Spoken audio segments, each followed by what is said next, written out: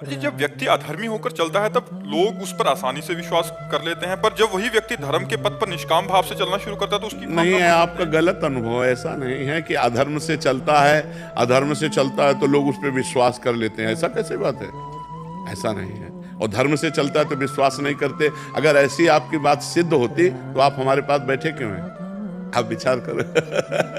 आप हमारे पास आए क्यों हैं? एक विश्वास आपको लाया है कि ये धर्मात्मा है, ये संत हैं, ये महात्मा है, ये जो कुछ बोलेंगे वो सत्य बोलेंगे, हितकर बोलेंगे, तो आप विश्वास करके आए ना, तो आपकी बात गलत हो गई। हाँ, ऐसा जरूर है समाज में कि जैसे एक गंगा नहा के आ रहा है, तीर्थ याटन करके आ रहा है, तो हमारी समाज उसको आदर नहीं देगी। आओ आओ, देखो गंगा नहा के आ रहे हैं, देखो तीर्थ याटन करके आ रहे हैं। तुम्हारे कहने का मतलब हम समझ रहे हैं, पर ऐसा बात नहीं, ये सिद्ध बात नहीं है, ये छली कपटियों की बातें हैं, ये प्रपंच की बातें हैं। सत्य बात तो है कि धर्मात्मा का ही आदर होता है और धर्मात्मा पर ही विश्वास किया जाता है, छली कपटी पर विश्वास नहीं किया जाता। जो उसका आदर कर रहा है वही उस पर विश्वास भी नहीं कर रहा कि दुष्ट आदमी हम पर भी हमला कर सकता है, उस पर विश्वास। लेकिन संत पर देखो, इनसे कारज की हानि नहीं हो सकती। ये संत हैं, जो कह रहे हैं वो सत्य बात कह रहे हैं। ये विश्वास मान के हजारों लाखों लोग तो संतों की बातें सुनते हैं। समझ में आ रहा है आपकी बात? राधे राधे महाराज जी। महाराज जी, ऐसा कौन सा मार्ग है जिससे अपनी आत्मा को भी मोक्ष मिले और दूसरों की भी मदद कर सके, परमात्मा तक पहुंचने? भगवान की शरणागति। सातरत्य सातरत्य सा लोकान तारयति। वह स्वयं तर जाता है, वह स्वयं तर जाता है और वो लोगों को तार देता है। मम भक्ति युक्तो भुवनम पुनातु। जो मेरी भक्ति से युक्त हो जाता है वो लोक के लोक को पावन करने की सामर्थ्य रखता है। तो भगवान की शरण में होकर भगवान का निरंतर नाम जप करना और भगवान की आज्ञा के अनुसार चलना, इससे समस्त जगत का मंगल भी हो जाएगा और आपका तो परम मंगल हो ही जाएगा। अगर हमारे आचरण गंदे हैं और हम भगवान की शरण में नहीं हैं, भगवान का नाम जप नहीं करते, तो हम अपना ही कल्याण नहीं कर सकते, तो दूसरों के कल्याण की बात क्या है? दूसरों का कल्याण तो तब करें जब हमें कल्याण करने की योग्यता आ जाए। वो आएगी भगवान के नाम जप से, भगवान की लीला चरित्र सुनने से, भगवान की आज्ञा का पालन करने से। शास्त्र के अनुसार हमारे आचरण हो तभी हम दूसरों का कल्याण कर सकते हैं। अगर शास्त्र से विरुद्ध आचरण है तो पापाचरण है। पापी पुरुष अपना ही कल्याण नहीं कर सकता तो दूसरों का कल्याण क्या करेगा? समझ पा रहे हैं आप? भगवान की शरणागति ही जगत मंगल कारण है। जो भगवान की शरण में हो गया वो भगवत स्वरूप हो गया और वही भगवत स्वरूप जगत का मंगल कर सकता है। खूब नाम जप करो, शास्त्रों का स्वाध्याय करो, पवित्र आचरण करो, गंदे आचरणों से बचो। जिन आचरणों को आप जानते हैं कि ये गंदे आचरण हैं, उन आचरणों से बचने की चेष्टा करो। भगवान को पुकारो, जहां तुम न बच पा रहे हो वहां भगवान तुम्हें सामर्थ्य प्रदान करेंगे, क्योंकि भगवान को जो पुकारता है तो भगवान उसे सामर्थ्य देते हैं। महाराज जी, मन शांत मतलब मन में आने वाले विचार शांत। यदि एक तार नाम जप करते हैं मन लगा के, यानी राधा बोल रहे हैं, राधा सुन रहे हैं और राधा ही लिख रहे हैं, तो विचार नहीं आ पाते तो कोई समस्या तो नहीं है? नहीं, यही खास बात है बच्चा, यही खास बात है। हमको ऐसा ही भजन करना चाहिए जिससे विचारों का क्रम टूट जाए। केवल मंत्र दिखाई दे या नाम दिखाई दे, नाम सुनाई दे, नाम ही जप हो रहा हो, ये बहुत उत्तम बात है, बहुत अच्छी बात है।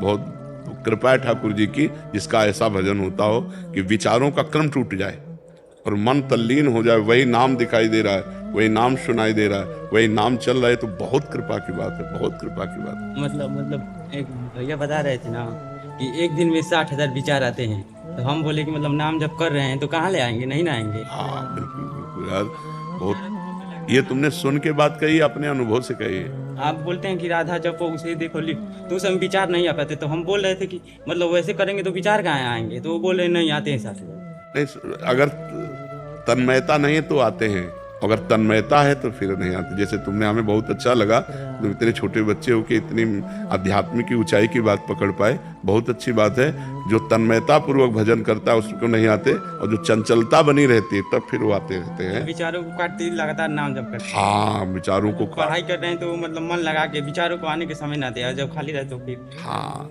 अगर अंतराय बना रहेगा तो उसमें विचार आ जाएंगे, और अगर तदात्मता बनी रही, निरंतरता बनी रही, तो विचार आने में फिर कठिनता होगी, तो वो मन लग जाएगा नाम में। मतलब विचारों को रोक दे, राधा नाम जपे और पढ़ाई। हाँ, पढ़ाई करें, बिल्कुल, बहुत सुंदर बात, बहुत सुंदर बात।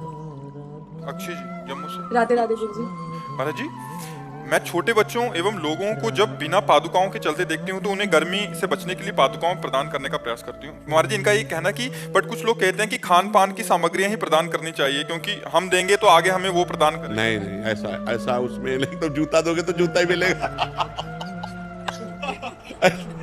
देखो, उसमें आपका मुख्य प्रधान भाव हुआ कि उसको ताप न लग जाए, उसको कंकड़ न लग जाए, उसको कांटा न चुभ जाए। तो ये जो आपको सुख देने की भावना है वो पलट कर आपके हृदय में आएगी। आपके हृदय में ताप न लग जाए, किसी कोई ऐसी बात आपको न कहे जिससे आपका हृदय दुखित हो जाए, वो भगवान आपको इतना सुख देगा, इतनी सामर्थ्य देगा। अगर ऐसा केवल हो कि जिसने जूता दिया उसे जूते मिलेगा, तो जिसने छाता दिया उसे छाता ही मिलेगा, ऐसा नहीं है। उसका भाव है, उसका भाव है, भाव का फल होता है, जूता का फल नहीं हुआ। उसमें भाव हुआ कि यार छोटे छोटे बच्चे हैं, ये गरीब लोग हैं, इनके पैरों में ताप लगेगा, कंकड़ चुभेगा, पादुका होगी तो इनको सुख मिलेगा। तो उनके सुख के लिए जो आपने भावना की वही पलट कर आपको सुख प्रदान करेगा। हम जो दूसरे को दुख देना चाहते हैं उसे दुख मिले ना मिले, हमारा हृदय पहले ही जलने लगता है। और जब हम किसी को सुख देना चाहते हैं तो हमारा हृदय पहले सुखी होने लगता है। देखो, एक शीतलता आएगी, एक आनंद आएगा। हम तो कहते हैं कि एक दिन अच्छा भोजन पा के आप देखो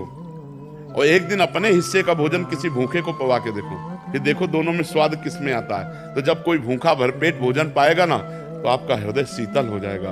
कभी भोजन पाने से आपका हृदय वैसा नहीं होगा जैसा किसी भूखे को भोजन पवा देने से होगा। सर्दी में कोई कांप रहा है, अपनी शाल उतार करके उसको उड़ा के देखो तो आपका हृदय एक महान हो जाएगा, एक शीतलता आएगी, आपके हृदय में एक आनंद आएगा। तो ये परोपकार की भावना, परहित सरिस धर्म नहीं भाई, पर पीड़ा सम नहीं अधमाई। तो ये सिद्धांत गलत है कि जो देंगे वही मिलेगा, ऐसा भाव नहीं है। आप जो दे रहे हैं उसमें जो भाव है, नहीं, बीमार को सुख देने की भावना है कि उसका रोग निवृत्त हो जाए और वो सुखी हो जाए, तो वो भावना लौटकर आपके अंदर आएगी और आपको सुखी कर देगी। बात ऐसा है। नहीं तो मान लो हम किसी को रुपया दे रहे हैं तो रुपया थोड़ी केवल मिलेगा, उसका परिणाम मिलेगा। रुपये का परिणाम, हमने रुपया दिया कि यज्ञ हो जाए, भगवान का यश हो जाए, या गौ सेवा हो जाए, या संत सेवा हो जाए, तो उसका परिणाम मिलेगा। वो आंतरिक भाव देखा जाता है, बाह्य वस्तुओं को नहीं देखा जाता। संसारिक आदमी बाह्य वस्तुओं को देखता है और भगवान आंतरिक भाव को देखते हैं, उसी भाव की पूर्ति भगवान करते हैं। तो सबसे उत्तम भाव ही है। हाँ, भाव, कोई वस्तु नहीं है। हाँ, वस्तु नहीं।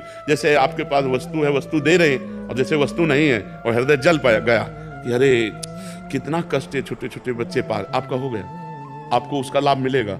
कलिकर एक पुनीत प्रतापा, मानस पुण्य हुए नहीं पापा, मानसिक पुण्य भी हो जाएगा।